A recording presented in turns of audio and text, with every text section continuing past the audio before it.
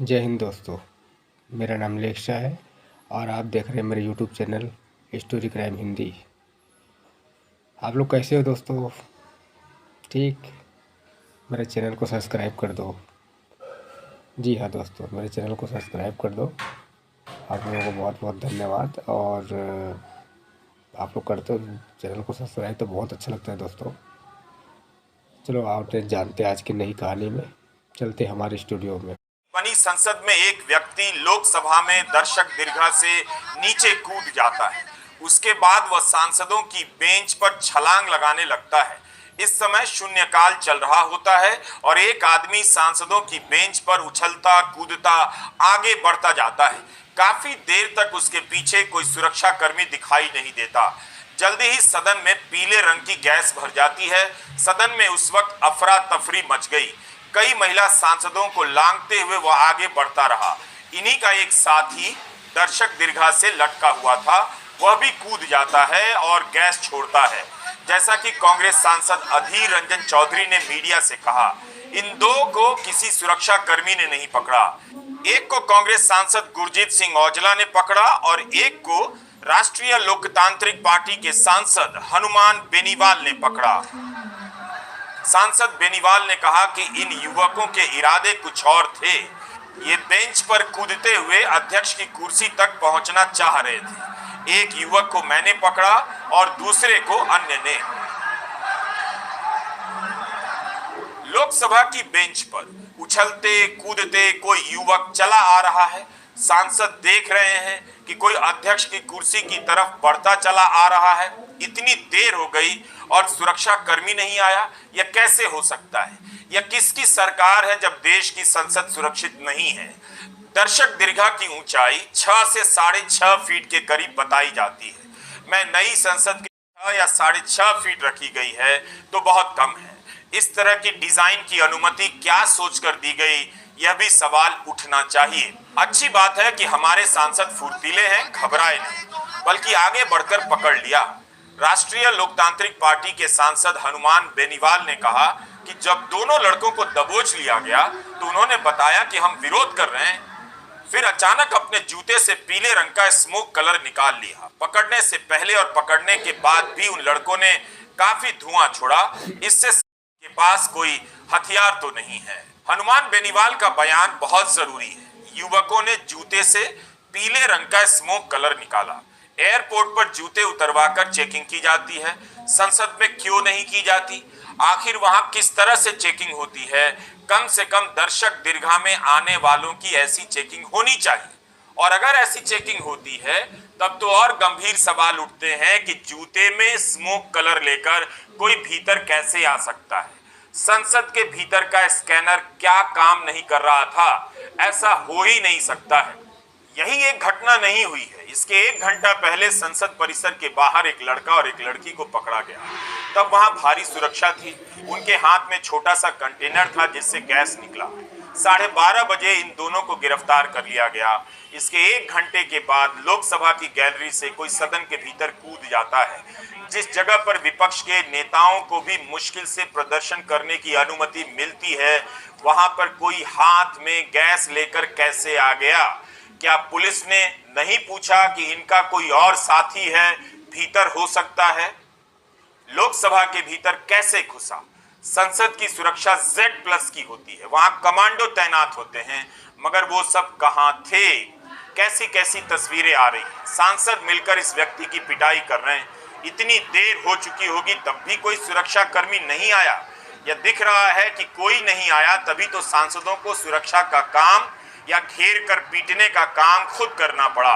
हमारे सांसदों में इतनी फुर्ती है, लेकिन सुरक्षा कर्मियों में तो उनसे भी ज्यादा फुर्ती होनी चाहिए थी। कांग्रेस सांसद औजला ने कहा कि इस घटना के दौरान सुरक्षा कर्मी सदन में नहीं आए। मार्शल सिक्योरिटी के लोगों को 2 से 3 मिनट से ज्यादा का समय लगा।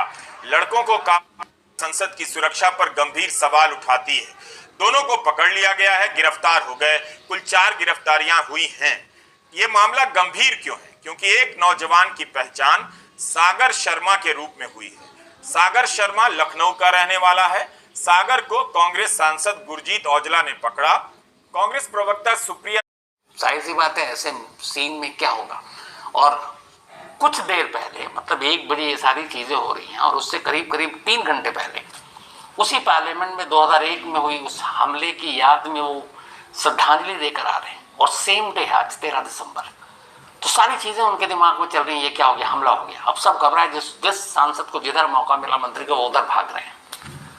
और इस दौरान में ये जो दोनों घुसे अंदर, ये भारत माता की जय, जय भीम और तानाशाही नहीं चलेगी, इस तरह के नारे भी लगा रहे हैं और दौड़ रहे हैं।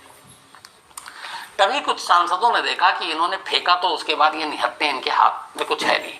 उन्होंने हिम्मत दिखाई और एक ने दबोचा, फिर 2-3 सांसद ने मदद की, उसके बाद इस तरह से दोनों को दबोच लिया। जब दबोच लिया तो बाकी सांसदों ने भी देखा जो अभी तक बाहर नहीं भागे थे, फिर उनके अंदर भी हिम्मत आई, फिर उन्होंने पकड़ा, देखा कुछ नहीं है। तब तक अब सांसदों ने दोनों की पिटाई शुरू कर दी संसद भवन के अंदर ही। ये आमतौर पर सड़क नुक्कड़ पे होता है कि जब ऐसा कोई हमलावर पकड़ा जाता है तो लोग पीटते हैं, फिर पुलिस उनको बचा कर निकल के लेके जाती है, जबकि लोकसभा के अंदर तमाम लोकसभा के सिक्योरिटी स्टाफ थे। लेकिन सांसदों ने जब देखा कि ये दोनों कुछ निहत्ते नहीं हैं, तो उन्होंने अपनी ही तरफ से धुनाई शुरू कर दी। बड़ी मुश्किल से लोकसभा के सिक्योरिटी के लोग आए और उन्होंने सांसदों से उसको निकाला और फिर बाहर लेकर गए और उन दोनों को दिल्ली पुलिस के हवाले कर दिया। ये कहानी का एक पार्ट था। इस 1:01 से करीब 18 मिनट पहले 12:43 पर लोकसभा के बाहर, संसद भवन के बाहर दो, एक लड़का और एक लड़की, ये दोनों पहुंचते हैं और ये वैसे ही नारे लगाते हैं, तानाशाही नहीं चलेगी, भारत माता की जय, और बाकी कुछ तरह की। तो और उसके पास भी सेम वैसे ही वो जो कलर गैस था या कलर क्रैकर कहें आप, जिससे धुआं निकलता है रंगीन भी, वो उन्होंने चला दिया। तो पार्लियामेंट के बाहर एक ट्रांसपोर्ट वो है बिल्डिंग, वहां पे ये कर रहे थे क्योंकि उधर पुलिस ज्यादा थी। तो फिर पुलिस ने उनको उस वक्त पकड़ लिया था। ये बात 18 मिनट पहले की है। संसद भवन के बाहर ठीक ऐसे ही दो लोग कर रहे थे और 18 मिनट के बाद संसद भवन के ही अंदर हो गया। खैर, अब इन दोनों को पकड़ा गया, उसके बाद दिल्ली पुलिस को सौंपा गया। दिल्ली पुलिस की एक टीम इन चारों को लेकर अब पार्लियामेंट स्ट्रीट थाने पहुंचती है, क्योंकि संसद भवन इसी थाने के तहत आता है। जब तफ्तीश शुरू होती है तो अब इन चारों का सबसे पहले पता किया जाता है कि चारों है कौन। तो इन चारों के नाम सामने आते हैं। पहला नाम था नीलम। नीलम हरियाणा की जींद की रहने वाली है और इसने टीचर वाली पढ़ाई भी कर रखी है। किसान आंदोलन में ये काफी आगे थी। स्टूडेंट्स के इश्यूज को लेकर इसने बहुत सारे आंदोलन कर रखे हैं और इसका कहना है कि स्टूडेंट्स और किसानों के साथ इंसाफ नहीं हो रहा। तो एक तरह से आंदोलनकारी है। तो ये नीलम थी, अच्छी खासी पढ़ी लिखी, एमफिल भी इसने कर रखा है। दूसरा जो मिला वो था अनमोल शिंदे। ये महाराष्ट्र के लातूर का है और ये भी पढ़ा लिखा है, ग्रेजुएट है। तीसरा था सागर शर्मा, ये भी ग्रेजुएट है, पढ़ा लिखा है। और चौथा था मनोरंजन, ये भी कर्नाटक का है और ये भी ग्रेजुएट है कंप्यूटर साइंस में। तो इसमें से दो मैसूर के थे, एक लातूर महाराष्ट्र और एक हरियाणा जींद की वो नीलम। चारों जो चारों से पूछताछ हुई, इनका बैकग्राउंड इन्होंने, इनके पास सब कुछ देखा गया। तो दिल्ली पुलिस की टीम ने चारों जगह की लोकल पुलिस से भी कांटेक्ट किया, वहाँ अपनी टीम भी भेजी, इसमें आईबी भी इन्वॉल्व हो गई है। तो अभी तक की जो जानकारी मिली है वो ये है कि ये चारों एक तरह से आंदोलनकारी थे। इनका कोई पिछला क्रिमिनल बैकग्राउंड नहीं है, इनका किसी टेररिस्ट ग्रुप से कोई ताल्लुक नहीं है और इनका कहीं ना कहीं अलग अलग मुद्दों पे जो भी धरना प्रदर्शन होता है, एक तरह से आंदोलन, ये लोग उसमें शामिल होते हैं और देश से जुड़े हुए मुद्दों को ही उठाने की कोशिश करते हैं। तो वैसे ही मुद्दों को उठाने के लिए ये चार थे और इनके अलावा इनके दो और साथियों के भी बारे में पता चला है जो इस पूरी चीज में, इस जानकारी में इनके साथ थे।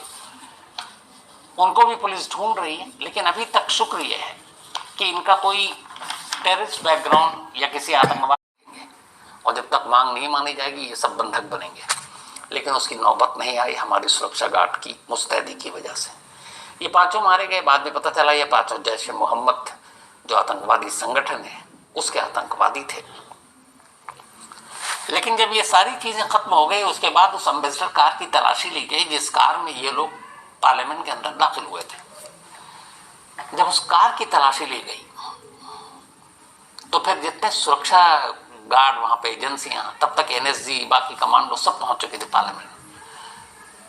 उनकी मतलब हालत रिमोट से उड़ाना था। तो आइडिया ये था कि एक बार संसद भवन में घुसकर जब सारे टेररिस्ट अंदर चले जाएं और बंधक बना लें तमाम नेताओं को, सांसदों को, तो फिर इस बॉम्ब से ब्लास्ट, जो बॉम्ब था कार में, उस कार को ब्लास्ट कर देंगे। अगर वो ब्लास्ट से वो कार टकराई आतंकवादियों की तो उसकी वायरिंग टूट गई। जब वायरिंग टूट गई तो रिमोट ने काम नहीं किया और इस वजह से बच गए। बाद में उन आतंकवादी जो मारे गए उनके पास से कुछ मोबाइल मिले, उस मोबाइल से लास्ट कॉल डिटेल मिला, जिसके बाद पुलिस अफजल गुरु तक पहुंची, फिर कुछ और लोगों तक पहुंची। उसके बाद पूछताछ हुई, कड़ियाँ खुलती गई, आपको पता है। फिर इसी पार्लियामेंट केस में अफजल गुरु को फांसी हुई। तो ये 13 दिसंबर 2001 की बात है, 22 साल पहले।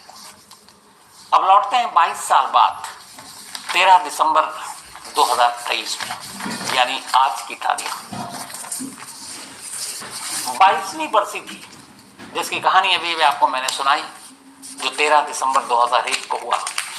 उसके बाद से ये हुआ कि हर साल 13 दिसंबर को पार्लियामेंट के अंदर खुद prime minister, leader of opposition, तमाम सांसद, ये उसी जगह पर जहाँ ये शहादत हुई थी हमारे जवानों की, उस जगह पर एक मतलब शोक सभा या श्रद्धांजलि सभा रखते हैं हर 13 दिसंबर को। और 13 दिसंबर को पार्लियामेंट का विंटर सेशन चल रहा होता है। तो आज भी कुछ ऐसे ही हुआ। 22वीं श्रद्धांजलि या सभा लोकसभा के अंदर थी। लोकसभा की कार्रवाई 11 बजे शुरू होती है, लेकिन आज प्राइम मिनिस्टर को मध्य प्रदेश जाना था, प्रधानमंत्री हमारे नरेंद्र मोदी जी को, क्योंकि वहां पे नए मुख्यमंत्री का शपथ ग्रहण समारोह था। तो इस वजह से आज सुबह पीएम जो है वो पार्लियामेंट पहुंचते हैं और पार्लियामेंट पहुंचने के बाद जितने भी ये बात है सुबह 9:20 पर PM, home minister Amit Shah, Sonia Gandhi, Adhir Ranjan, खड़गे साहब, और उसके बाद एक एक कर बारी बारी से श्रद्धांजलि सभा शुरू हुई। सभी ने श्रद्धांजलि दी उन शहीदों को जो 2001 पार्लियामेंट अटैक में मारे गए थे। और इसके बाद पीएम और होम मिनिस्टर दोनों पार्लियामेंट से निकल गए क्योंकि उनको एमपी जाना था। अब बाकी जो बड़े नेता थे तमाम और बाकी मंत्री थे वो पार्लियामेंट के अंदर थे। 9:20 पे यह शुरू हुआ। उसके बाद लगभग 1 घंटे तक श्रद्धांजलि सभा का कार्यक्रम चला। अब ठीक 11 बजे लोकसभा की कार्रवाई शुरू हुई। आज 11 बजे कार्रवाई शुरू हुई। अलग अलग सांसदों को अपने अपने इलाके के इशू पे बात करनी थी, उनको मुद्दे रख। दोपहर के करीब 1 बजे थे और उस वक्त बीजेपी के एक एमपी हैं, सांसद खगेन मुर्मू, ये लोकसभा में अपनी बात रख रहे थे।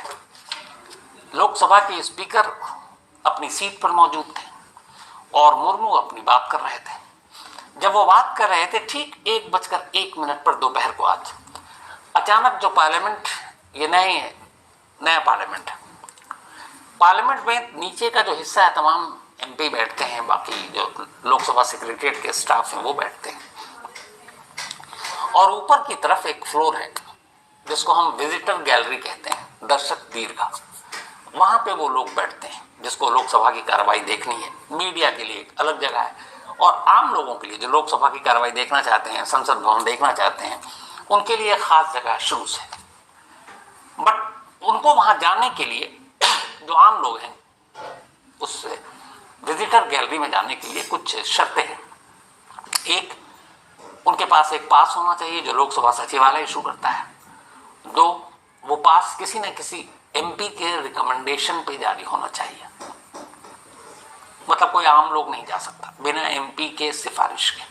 आमतौर पर जो विजिटर गैलरी में जाने के लिए विजिटर पास बनता है तो वो लोग उसी एमपी को पकड़ते हैं या सांसद को जो उसके कॉन्स्टिट्यूंसी का होता है, यानी उसके लोकसभा इलाके से आता है, उसके गांव से आता है, उसके शहर से आता है, क्योंकि जान पहचान होती है। तो फिर वो पास बनता है। पास बनने के बाद जब आप लोकसभा पहुंचते हैं तो 3 पूरी सर से लेके पैर, जूते, सब कुछ। फिर तीसरी जगह पर आपकी सिक्योरिटी की पूरी तलाशी ली जाती है। तीन सिक्योरिटी को पास करने के बाद तब आप लोकसभा के अंदर दाखिल होते हैं और फिर आपको विजिटर गैलरी में ले जाया जाता है जो ऊपरी माले पे है, बाकी नीचे सब सांसद बैठते हैं। तो खैर कार्रवाई चल रही थी, अचानक 1:01 पर 2 शख्स विजिटर गैलरी से नीचे छलांग मार देता है। अब नीचे छलांग मारने के बाद वो बहुत तेजी से आगे की तरफ दौड़ा जिस तरफ लोकसभा के स्पीकर बैठते हैं। अब दौड़ने के लिए वो गैलरी कॉरिडोर का इस्तेमाल नहीं करता है, बल्कि जो सारे सांसद बैठते हैं उनकी सीट है और सीट के सामने मेज है जिसपे आजकल लैपटॉप रखा होता है, वो उस मेज को ही एक तरह से अपना रास्ता मानते हैं और मेज के ऊपर छलांग मार मार कर दौड़ रहे हैं, आगे बढ़ रहे हैं। जैसे उन्हें दौड़ते हुए देखते हैं, जो मुर्मू थे जो उस धन्यवाद देवी और सज्जनों, आप लोग मेरे चैनल को सब्सक्राइब कीजिए।